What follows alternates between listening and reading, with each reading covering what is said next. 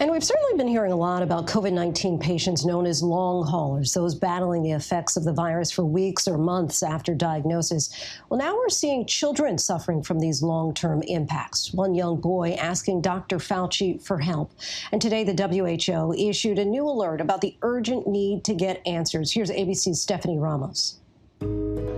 A year into the COVID pandemic, doctors are still trying to understand a constantly changing virus and how it affects children. In Missoula, Montana, 13-year-old Hudson Beard was a healthy 7th grader. Now he's a COVID long hauler. He came down with the virus in November and has not recovered. When COVID hit him, it hit hard. Months later, Hudson is in constant debilitating pain, his condition not improving. Just last week, Hudson got a chance to ask Dr. Anthony Fauci for help at this lecture. Every day when I wake up, I have constant migraines, severe headaches, and I'm super dizzy. My stomach hurts, I vomit, my heart races, and I can't read or write. No other doctors can help me. Can you help me? Dr. Fauci telling Hudson he hopes his body will recover, adding that there's a misinterpretation about kids and COVID. There is a misinterpretation about this, that children are completely immune to any serious effects. You are a manifestation of that, of people who get a classic COVID-19 illness, but then instead of recovering, they get multi-system chronic signs and symptoms that can be mild or it can be debilitating. We don't know enough about it, Hudson, for me to honestly tell you what's going to happen over the next couple of months to a year.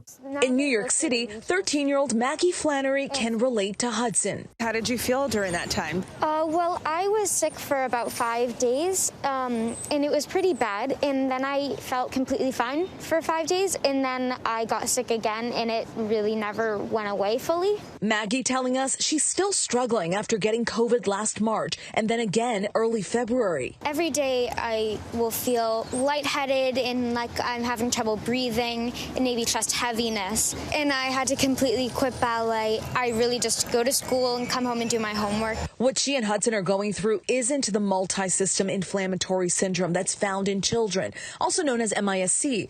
They're in a different category of rare, with the so-called long haulers. He's been in and out of the hospital 5 times now. About 10% of adults who get COVID experience this post-acute COVID-19 syndrome, PACS for short, where symptoms last weeks to months to even longer.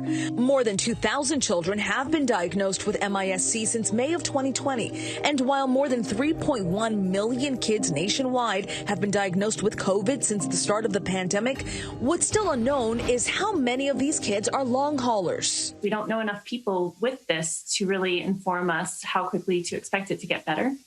And that's hard for Hudson. It's hard to know that you're kind of a new example of an illness that we're learning about as we're going. So right now, Hudson's on a couple medications.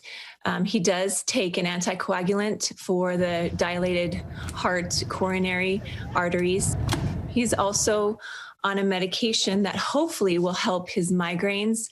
The problem that we have faced with Hudson is that we treat one symptom and then another symptom arises. And it's hard being sick for a long time. These kids hanging on to the hope that things will get better eventually. The doctors don't really know very much yet, so they are kind of learning about it with us. But they have said that most of their other patients are just like slowly getting better and that it will end soon. If you don't fight, you can't win. And if you win, it's because you fought. For ABC News, I'm Stephanie Ramos in New York. Our hearts certainly go out to Hudson. Our thanks to Stephanie for that. Hi, everyone. George Stephanopoulos here. Thanks for checking out the ABC News YouTube channel. If you'd like to get more videos, show highlights, and watch live event coverage, click on the right over here to subscribe to our channel. And don't forget to download the ABC News app for breaking news alerts. Thanks for watching.